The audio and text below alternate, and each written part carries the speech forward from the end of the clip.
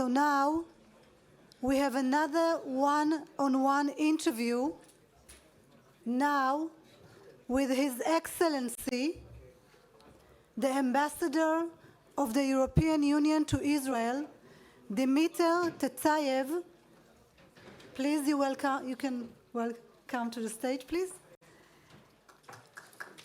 Thank you. Thank you, Ambassador. The topic is Friends, Neighbors, Partners. This interview will be conducted by Dr. Shay Har-Zvi, senior researcher, head of the International Department in Middle East at the Reichman University. Ambassador, thank you very much for joining us this afternoon. It's a great pleasure to host you here in our conference. And I do believe that most of you do not know the ambassador, but actually this is his third term here in Israel. Maybe we wait 1 minute, please.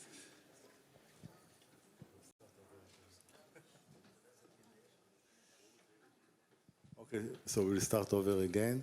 So again, a pleasure to host you here in our conference. And I believe most of you do not know his ambassador, Dimiter Tzantchev, but actually this is his third mission here in Israel. He first came 3 decades ago in 1996 as the Bulgarian deputy head of mission. He came back in 2008 as the Bulgarian ambassador, and in September 21 he returned as the European Union ambassador to Israel. So I believe you know us quite well, ambassador. And I would like to start my first question with the strategic relation between the European Union and Israel. I believe there is no doubt of the importance of the strategic relation between the European Union and Israel. And I would like, in your words, to say, how do you characterize those relations in general, and especially under the current Israeli government? And what do you think are the factors that can affect those relations negatively and positively? First of all, I'd like to say a few words in Hebrew because you did ask me to speak a bit in Hebrew. So first of all, I'd like to say 2 weeks ago, we, the EU, we were in the headlines here in Israel. The reason was, how are we preparing for the Europe Day celebrations? And I received a lot of phone calls. A lot of people told me, you need to do this, you don't need to do that, you should answer, you shouldn't answer. And ultimately, I decided, with the support from my colleagues from the EU, and the most important thing I'd like to say is that I saw 2 things. First of all, the Israeli society really values the relationship between Israel and the EU. And the most important thing, the Israeli society also values the basis, the foundation of this relationship. And now I will switch back to English. This is, I believe, the very basis of our relations. These are relations that are based on same values. And these values are the values of democracy, the human rights, the values of independent judiciary, freedom, also freedom for people belong to minorities, values related to free market and to free exchange. And if you ask me what and how I would characterize our relations, I would say that we are close neighbors because we are part of one and the same larger geographic area. We are also strategic partners because we face the same strategic challenges based on the same values. And also, despite the differences we have sometimes between us, we are dear friends. I would say that we have a cooperation that is really deep and rich in every possible sense. Trade, just last year we had 10 billion euros more trade between the European Union and Israel, which is 27% more. That means that the companies, the business people from both sides are working better and better together. We have a cooperation that goes in an excellent way in terms of research, innovation. Just ask yourselves how many European students are coming here under Erasmus and how many Israelis are going into European University on Erasmus. How many laboratories and research institutes on both sides are cooperating. And how many Israeli companies are involved in research and innovations with the funding of the European Union. Just 3 examples: Weizmann Institute, Technion, and Bar-Ilan University. All of them, they're receiving grants to do researches on fighting cancer and contagious diseases from the European Union. Eilat, the city of Eilat, is the first Israeli city to be included among the 100 European cities which are to be climate neutral by 2030. So this is a cooperation that is, I would say, amazing. Politically, we had quite an extensive exchange of visits in the last 2 years since I've arrived, and this more or less coincided also with the end of lockdowns imposed by Corona. So there was a colleague from my fellow colleagues ambassadors who asked me outside, what would you say now? What is your general assessment? I told him, my general assessment that we are on the right course. And 3 weeks ago, our foreign minister, Mr. Eli Cohen, met with Mr. Joseph Borrell in Brussels. And so 2 questions. First, can you share some insights about that meeting, because it was quite an important one? And do they schedule a time for Mr. Borrell's visit here in Israel? Well, I would say the following. Both of them, they had a very lengthy tete-a-tete, which was scheduled to last something like 15 minutes, the usual diplomatic courtesy, but it lasted 70 minutes, 1 hour and 10 minutes. And after that, both of them, they get out smiling, happy, and they said this was an excellent meeting between ourselves. So they have agreed that the next Association Council meeting will be held until the end of this year, and it will be held in Israel. And they have agreed to have a direct channel of communications between themselves. This is not the first time they are in contact. They have previous conversations on the phone. I would say that Mr. Borrell, our High Representative, was very active in approaching his Israeli counterparts. He invited in 21 then Foreign Minister and later on Prime Minister Lapid, and he came and he addressed the foreign ministers of the European Union in July 21. Then Mr. Borrell proposed, and the meeting of the Association Council was held after 10 years of freeze. When Mr. Cohen was elected to be the next Israeli foreign minister, Mr. Borrell also approached him. So I believe this is a very clear commitment on the side of the European Union, met with a positive reaction on the Israeli side, and I'm optimistic on that. I believe you are quite aware that many Israelis wonder why the EU is so vocal about the Israel-Palestinian conflict. So first, can you explain us why actually you are so vocal about it? And do you have some recommendation about to both sides, and especially, of course, to our government? Well, we are vocal because we have the reasons to do so. We are not just bystanders. This is a conflict. This is a process. These were peace talks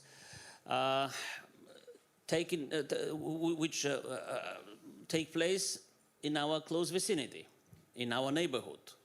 Also, we are involved in the talks between Israelis and Palestinians since the Oslo process started. We are the largest and the biggest donor for the Palestinian Authority, and this is appreciated by the State of Israel.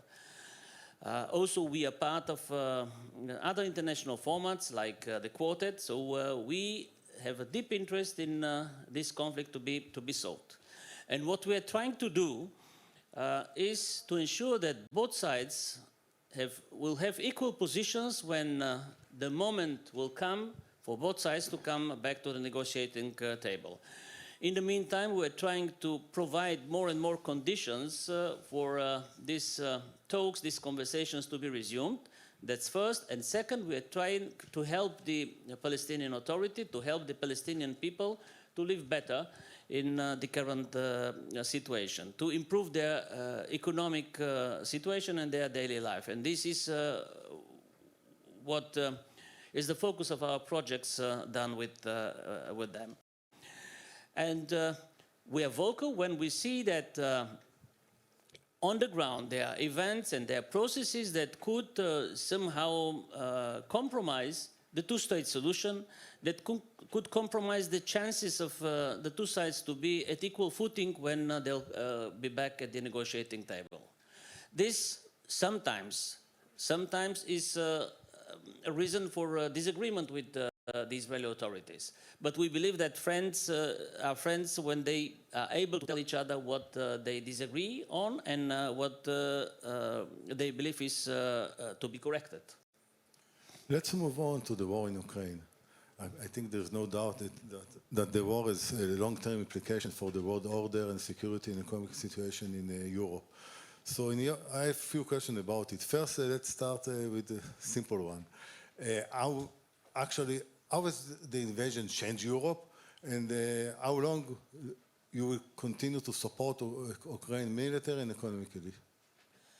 I believe that there is no doubt that the war in Ukraine has dramatically changed the entire world, because it is a huge challenge to the international legal order and to the international to the principles on which the international political and diplomatic life was held in the last decades.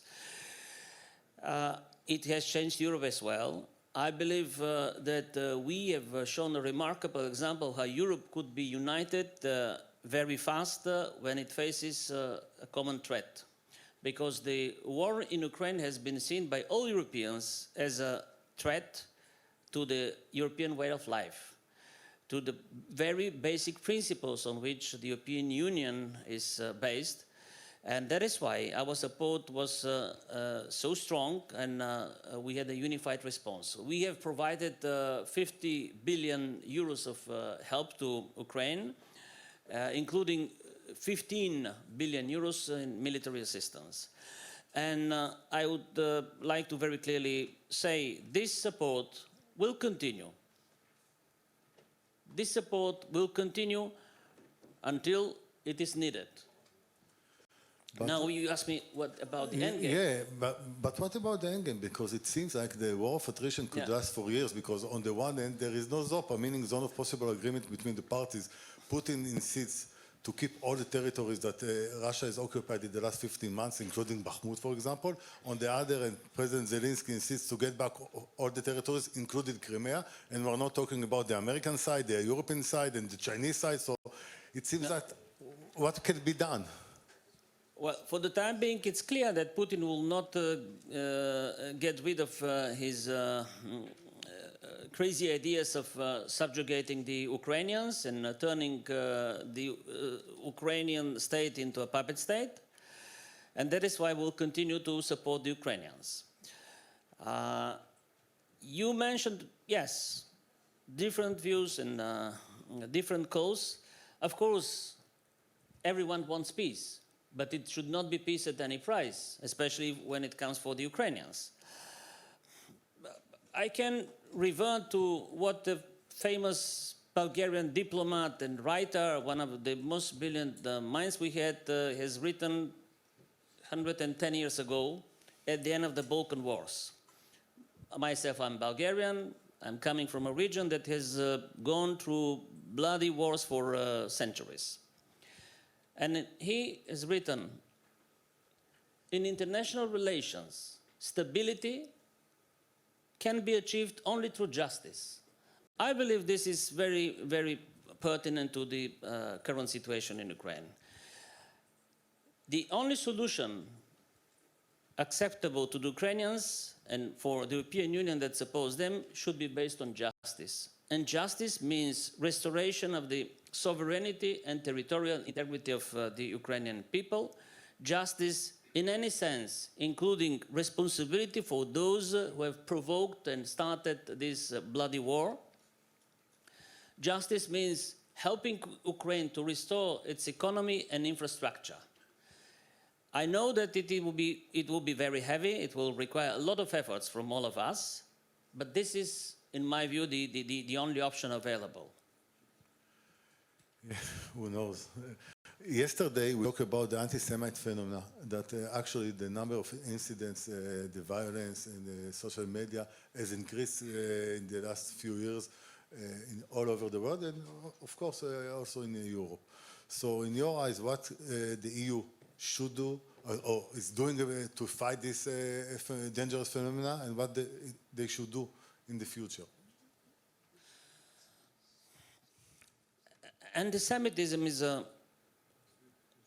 awful thing. This is, unfortunately, a process that, again, is taking place in many places in the world, including in Europe, as you said.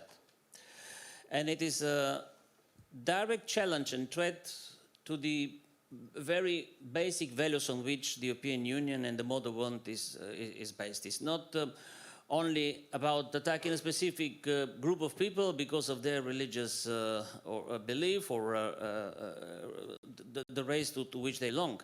It is about the basic values. It is about our way, European way of life. So that is why we oppose it, and we should oppose it in the strongest possible way. The European Union has adopted a comprehensive strategy to fight anti-Semitism and to foster Jewish life in Europe. This strategy is based on several pillars: preventing, addressing the specific threats, and also remembering Holocaust and preventing Holocaust distortion, which unfortunately also takes place as one of the forms of the anti-Semitism. The member states of the European Union are committed to implementing this strategy. They've already halfway of implementing most of the measures provided in it under these different pillars. The national coordinators in all member states already appointed to lead this fight. And I should mention, of course, the role of the EU Special Coordinator on Fighting Anti-Semitism, Katerina Forsch-Nurban, well known in Israel for her tireless efforts for many years to address this issue. And this is the way we should go. This is unacceptable and absolutely awful thing that we should oppose with all our forces. Because we are running out of time and my boss is sitting, you left, but my last question, please. What is actually your dream, your vision for the future of the relation between the EU and Israel for the coming few years, 5, 10 years from now, if we invite you for the 30th conference in 10 years from now? What is your vision? Well, my vision of our relation is to have, I would say, vibrant political relations, discussing and working together on all major international challenges, including local challenges, economic relations that go further, taking the best possible benefit from the technological advance of Israel and the power of the European Union, and the two sides working together for a better future for all the people in the world. Yeah, I can only hope that we will be able to deepen our strategic relation, as we've discussed it before, but there is no doubt about the shared values that Israel and the EU are sharing and with all the democratic countries. So let's hope that it will happen. Ambassador, thank you very much for your time, and please stay for the rest of the conference. Thank you very much. Thank you.